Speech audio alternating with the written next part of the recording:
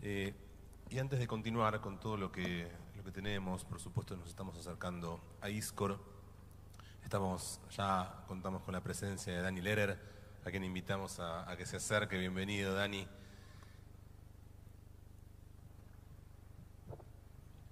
Seguramente muchos lo conocerán.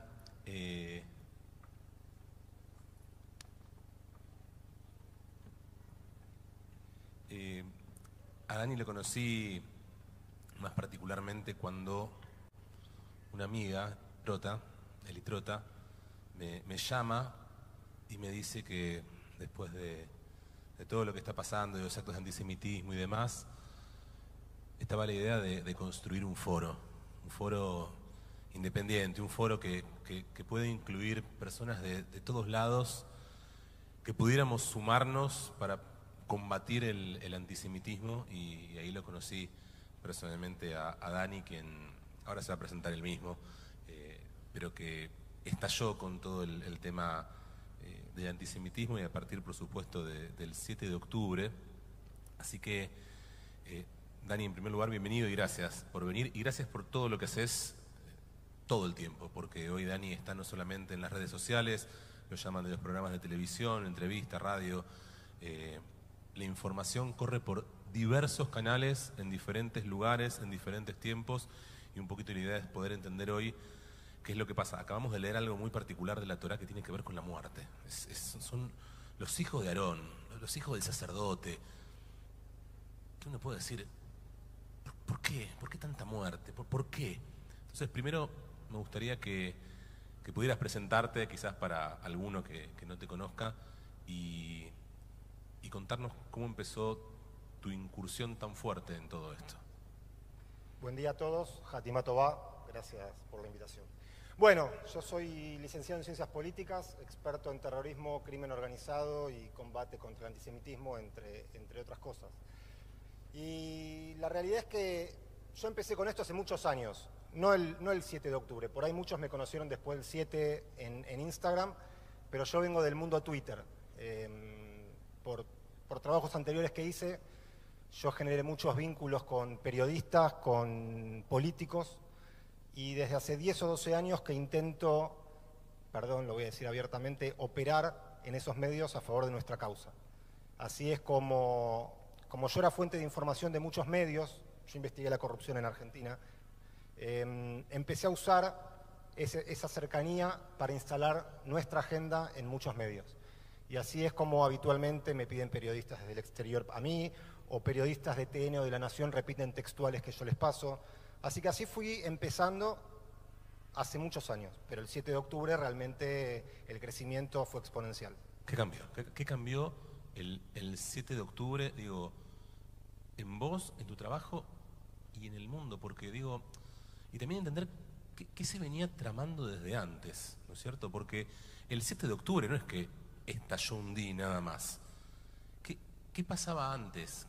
¿Cuál es tu lectura acerca de cómo se operó también en los diferentes lugares, ya sea en el campo o ya sea en los medios, para preparar el terreno para que todo esto, porque la cantidad de fake news, la cantidad de información falsa, corrupta, con los medios que toman de lugares falsos la información, ¿cómo se fue planeando esto en lo que vos pudiste ver? Bueno, primero lo que cambió el 7 de octubre es que las redes, si bien ya eran el motor de la información en muchos temas, de hecho la política hoy pasa por las redes sociales, después del 7 de octubre se transformó en un motor informativo de lo que había ocurrido en Israel. Esto solo a modo de comentario, la primera semana del 7 de octubre mis tweets tuvieron 25 millones de visualizaciones en una semana. Las redes sociales permitieron al mundo ser testigo de la masacre que estaba ocurriendo. Mientras paralelamente había ya intentos negacionistas de desmentir lo que estaba ocurriendo, las redes eran las que mostraban, lamentablemente tuvimos que mostrarlo, las imágenes catastróficas que todos vimos. Y a partir de ahí los medios se vieron obligados a no poder ocultar y a mostrar parte de lo que nosotros fuimos subiendo. Ahora, claramente que esto no fue espontáneo. Claramente que las muestras de antisemitismo que vimos en el mundo no tuvieron como excusa el 7 de octubre, porque miren qué paradójico, ¿la excusa cuál fue? la peor matanza de judíos desde la creación del Estado de Israel, eso no es una excusa. Eso fue la chispa, eso fue el llamado a la acción de los antisemitas. Pero esto se venía preparando desde mucho tiempo antes. Lo que nosotros vimos a partir del 7 de octubre es el resultado de un gran trabajo de ingeniería social, de instalar una narrativa, una revolución cultural en el mundo, de tratar de dividir al mundo en dos, entre las víctimas y los victimarios, donde las víctimas hagan lo que hagan, siempre son víctimas. En este caso, el pobre pueblo palestino. Y los victimarios siempre son los culpables de todos los males, aunque sean los que han recibido la agresión. Fíjense a qué punto fue esto que los propios terroristas filmaron la masacre. El mundo vio la masacre, el mundo escuchó a ese terrorista palestino que hablaba con sus padres vanagloriarse de haber matado judíos. Y sin embargo, la condena no fue unánime. Sin embargo, hubo mucho silencio y quienes condenaron a los 2 o 3 días de vuelta arrancaban con su discurso antisemita. ¿Por qué? Porque claramente este cambio cultural, esta revolución cultural, esta ingeniería social ha logrado instalar una narrativa que sirvió, hizo de cómplice. Fíjense que esta vez los terroristas no escondieron la masacre, la filmaron, le mostraron al mundo lo que habían hecho, porque sabían que atrás estaba toda esta ingeniería que los iba a proteger, que los iba a encubrir, ingeniería que utiliza, además de universidades, políticos, figuras, etcétera, etcétera, a los medios de comunicación. Muchos medios de comunicación comprados, afines a la ideología terrorista, afines al antisemitismo, y muchos medios que por miedo a ir contra esta moda instalada no abren la boca. Por suerte creo que con el correr de los meses eso va cambiando, pero fíjense hasta dónde llegó esta imposición cultural que muchos judíos con micrófono, con pantalla, con seguidores, han hecho silencio. ¿Y cómo logra un pueblo diminuto poder llegar a las universidades más importantes? Allí donde los judíos nos sentíamos en nuestras casas, digo, en Nueva York. En New York, ahí donde cruzábamos de una universidad judía a las universidades donde compartíamos con todos, y de repente vemos que no podemos entrar en las universidades. Digo, fue este diminuto pueblo que busca de alguna manera liberarse, ponele en el discurso, digo, ¿qué hay por detrás? ¿Cómo se logra llegar a toda esa gente, a toda esa masa y poder influir de tal manera? Para que se niegue, para que se cierren los ojos, incluso para que se defienda y se salga con gente instruida. No estamos hablando de gente sin educación, estamos hablando de universitarios alrededor del mundo, New York. Te agrego algo más. En los seminarios que doy me han contado varios casos de chicos judíos que han participado de esas manifestaciones. Chicos judíos instruidos, con educación judía, que han salido a levantar la bandera, la supuesta bandera palestina, porque en las manifestaciones detrás había todo tipo de consignas antisemitas. Primero, claramente que no es un mensaje de un pueblo, de un pobre pueblo oprimido, sino que hay toda una ingeniería, como dije, detrás que lleva décadas trabajando, décadas de inversión en las universidades. Irán y Qatar son los promotores del terrorismo en el mundo y los que financian estas cosas, y Qatar solamente en 10 años se calcula que ha financiado con al menos 5.000 millones de dólares las universidades de Estados Unidos. Ni hablar los partidos políticos, los líderes populistas que compran alrededor del mundo con sus negociados. En Latinoamérica somos testigos de eso. Entonces, así es como se va llegando. Ojo, también tenemos que hacer un mea culpa. Muchos de nosotros creíamos que el antisemitismo estaba en decadencia, nosotros creímos que prácticamente no existía, nos dedicamos a hacer lobby, diplomacia, mientras nuestros enemigos, en este caso, iban por las masas. Y claramente hay toda una ingeniería detrás. Lo que estamos viendo no es otra cosa que una unión completamente antinatural entre el Islam radical, la izquierda y ciertos colectivos que entre todos ellos se oponen absolutamente. Por ejemplo, hemos visto las marchas del movimiento LGTB con la bandera palestina y todos sabemos y hemos visto cómo han ahorcado a homosexuales en Gaza o en Judea y Samaria o Cisjordania. Entonces digo, lo que estamos viendo es absolutamente antinatural. Lo que pasa es que esta narrativa, este cambio, esta revolución cultural que yo decía antes, ha instalado esto y hoy la izquierda siente que el Islam es su aliado en la lucha contra el capitalismo, contra el malo de la película, esto que decía de que el victimario siempre es el malo de la película, bueno, en este caso Israel. Yo creo que igual de a poco se está revirtiendo. Mira, vos hablabas del FACA, del Foro Argentino contra el Antisemitismo. Nosotros logramos en el FACA que uno de los videos que hicimos por el Ni Una Menos, muchas integrantes del movimiento feminista salieran a decir, si no incluye a las judías, no es feminismo, es antisemitismo. Así como digo que esta revolución o esta ingeniería lleva mucho tiempo, también creo que ya encontró una pared. Ya muchas de sus mentiras están saliendo a la luz y eso hace que de a poco vaya bajando su intensidad y por eso es la importancia nuestra de gritar nuestra verdad, de levantar la voz todo el tiempo. Hablabas de la relación y de la compra de voluntades de estos grupos islamistas fanáticos que lamentablemente intentan representar a todo el mundo islámico, y la compra de voluntades en sociedades en particular de Latinoamérica, y donde vemos, ayer estaba la querida Eli Trota, quien lucha diariamente por el caso de Venezuela, por el ridículo, porque la realidad es que cuando uno se pone a pensar las ridiculeces que ocurren, y no hablo de adelantar las Navidades, ponele, pero digo, lo ridículo que significa el totalitarismo en países, lo que sucede con las elecciones, lo que se sabe que sucede y no sucede nada. Y cómo hay voluntades compradas y hay sociedades, llegó hasta las sociedades que también aceptan. ¿Qué es lo que pasa? Que logran no solamente llegar a algunos individuos en el poder, sino llegar a toda esta masa, como vos decías, LGTB, que debieran defender al único Estado que les permite su marcha de orgullo en libertad y tranquilidad, y en cualquier lado alrededor los ahorcan, los persiguen, los matan, los asesinan. ¿Cómo puede ser que se dé en esta contradicción la llegada de mensajes tan en contra a través de una narrativa?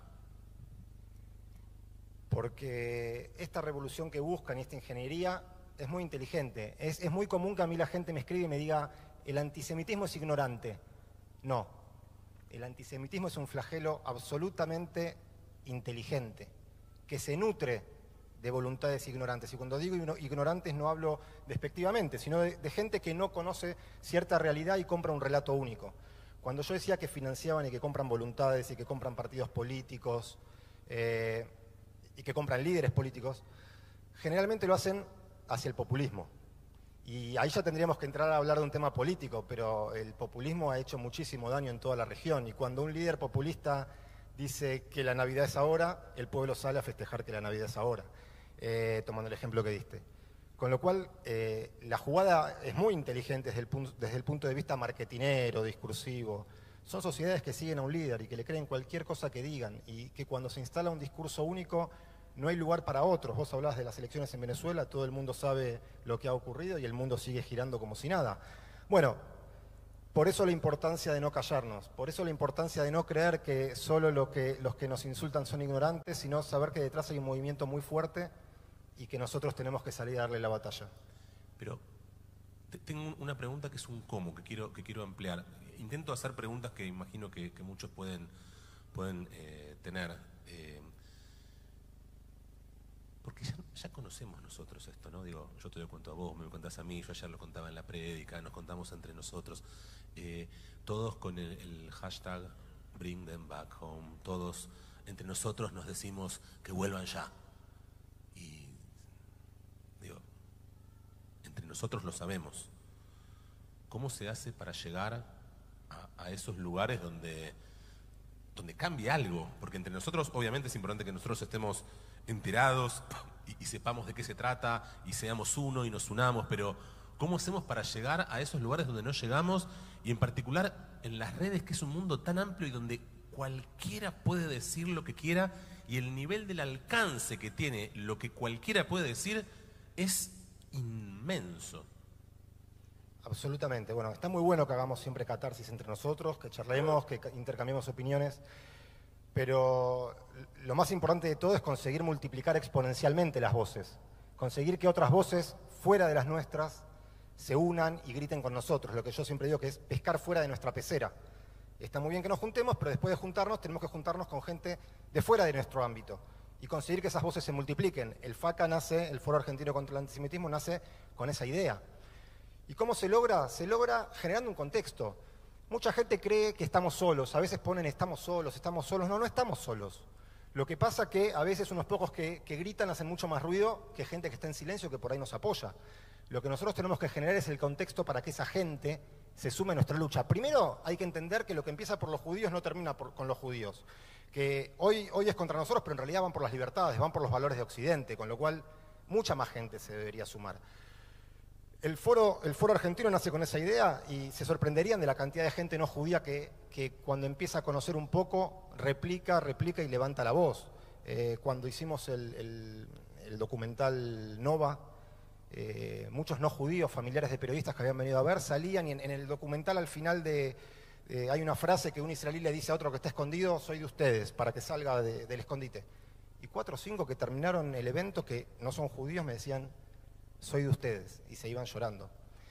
Entonces, hay mucha gente con nosotros. Las redes sociales son ese lugar donde tenemos que conseguirlo. A mí, en las redes hay mucha gente que me han creado el hashtag no soy judío, pero soy judío. Y me contestan muchas veces con ese hashtag y se viraliza. Hay gente que ha subido fotos, incluso una diputada nacional del FACA, Karina Banfi, que ha subido fotos con un Maguen David y cuenta su historia contando que no son judíos, pero que lucen orgullosamente el Maguen David, y sobre esa historia la gente replica y también muestra su foto.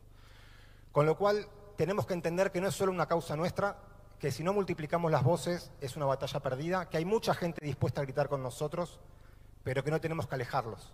A cada evento que vamos tenemos que traer a alguien que nos acompañe, a alguien que nos escuche, y de hecho el acto por el primer aniversario del 7 de octubre hubo mucha concurrencia no judía.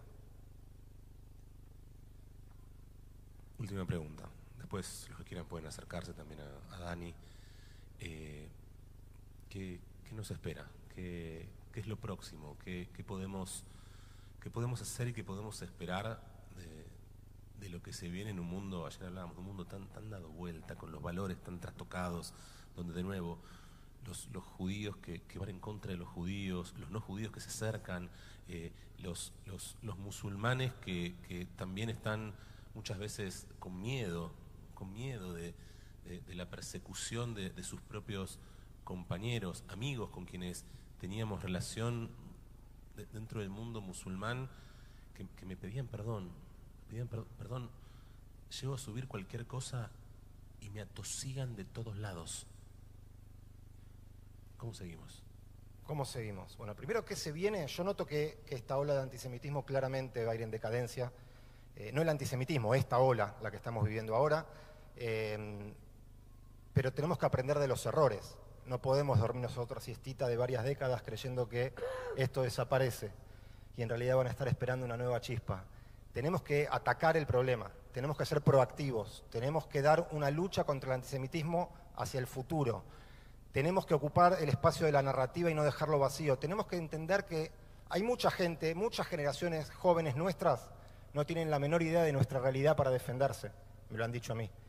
Entonces tenemos que saber que tenemos que dar una lucha 40, 50 años vista. Tenemos que ser capaces de diagramar y luchar contra el antisemitismo en las próximas 5 décadas. Tenemos que ir a los lugares donde hoy los jóvenes se informan. No podemos dejar un solo espacio sin nuestra presencia. Bárbaro, hay que ir a las universidades, hay que ir a los medios, pero hoy los chicos casi no miran la tele. Hoy los chicos miran videos de 30 segundos y si los primeros 7 segundos no los atraparon, no miran más nada. Entonces tenemos que ir a la inteligencia artificial, tenemos que ir al streaming, tenemos que ir a las redes sociales, tenemos que ir a los videojuegos, tenemos que ir a la realidad virtual y a toda otra plataforma nueva que se vaya generando. No podemos quedarnos solos con la diplomacia, eso es una parte, juntarnos entre nosotros es otra. Tenemos que dar una batalla a futuro y probablemente tengamos que profesionalizar la lucha contra el antisemitismo, porque así como hay toda una campaña del otro lado con mucho dinero de por medio, el antisemitismo muchas veces la lucha se da a través de iniciativas individuales, aisladas, así que creo que hay que profesionalizarlo. Y por último, dije que era la última anterior, pero estoy en Kipur, después puedo pedir perdón. ¿Qué aprendimos? Ayer hablábamos de la sabiduría y de poder salir fortalecidos, a pesar de todo el dolor, poder aprender y poder salir fortalecidos de esto. Digo, ¿qué aprendimos? Incluso lo pongo en perspectiva desde la Shoah hasta aquí, ¿y qué no aprendimos en su momento? ¿Qué fue lo que se nos pasó después de la Shoah? Porque la realidad es que en la época de la Shoah no teníamos al Estado de Israel que nos defendiera. Hoy, gracias a Dios, si no fuera por el Estado de Israel, ¿quién nos defiende?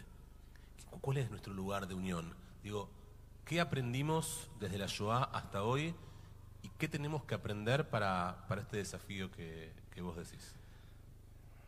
Yo creo que lo que aprendimos es que cuando nosotros estamos desunidos, somos muy vulnerables. En todo ámbito, el ámbito comunitario, las diferentes comunidades del mundo, en Israel. El 7 de octubre, más allá de cómo me lo planteas del Holocausto, pero yo lo llevo al 7 de octubre. El 7 de octubre la sociedad israelí se encontraba absolutamente dividida. Bárbaro, había una división lógica, política, pero fue lo que aprovecharon para entrar y golpearnos. Y antes de entrar en conflicto con Hezbollah, de vuelta la sociedad estaba dividida. Y la comunidad muchas veces está dividida. Cuando yo digo que tenemos que ser todos uno, tenemos que ser todos uno. A mí muchas veces me preguntan por Netanyahu, por la política, por Israel, y yo no me meto. Yo no opino de política. Nosotros somos un pueblo unido y en este momento lo que importa es eso. Y creo que la lección que aprendimos es que no podemos darnos el lujo de pelearnos entre nosotros y regalarnos, y bajar las manos y dejar que nos peguen de todos lados. Dani, muchas gracias. ¿Puedo dar un mensaje final? Por favor. Simplemente, que es un poco como suelo cerrar las charlas. Claramente no estamos en un momento más de la historia, estamos en un punto de inflexión. Y levantar la voz, entiendo que no es un tema de decisión, es una obligación. Y a veces me dicen, bueno, pero vos sos medio un héroe, es difícil. No. Levantar la voz en un momento donde la existencia de Israel está en juego y nuestra propia identidad no es de héroe. Creo que al revés, no hacerlo es de cobarde. Y no estamos en un momento para cobardes. Así que solo les digo, levanten la voz, no tengan miedo, somos muchos, estemos unidos y sean orgullosos de lo que son y demuéstrenlo a cada paso. Gracias. Gracias, Dani Lehrer. Te regalamos, estamos con esta campaña de las zapatillas de Am Israel High, así como está la chapita, esas zapatillas de orgullo de nuestro pueblo que tantos estamos usando y que de alguna manera lo llevamos a cada paso y en nuestro corazón para seguir diciendo Am Israel High. Am Israel High. Muchas gracias.